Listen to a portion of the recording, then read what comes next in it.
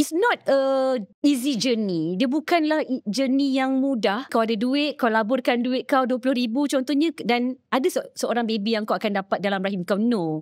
Kawan saya buat 3 kali, kes 3 kali tak berhasil. Betul. 60,000 dah habis. Ketika pandemik, masa tu saya rasa macam bila pandemik ni, kita macam-macam, kita overthinking tau. Macam-macam benda yang kita lalui, kehidupan kita menjadi sangat sunyi gitu. Yelah, so saya rasa macam pada ketika tu dia macam climax yang saya rasa macam that's it lah. Saya rasa saya perlu, ada juga seorang baby kat rumah ni, saya rasa jomlah kita ambil anak angkat. Pada ketika tu. Okay. Jadi husband saya cakap, yang kita kena bagi chance juga pada diri kita untuk cuba one more time. Kata one more time. Lepas tu saya cakap, tak boleh. Masa tu saya rasa down sangat dah. Rasa macam cukup lah, penat lah dengan apa semua. lagi, dengan COVID dan sebagainya, memang stres gila.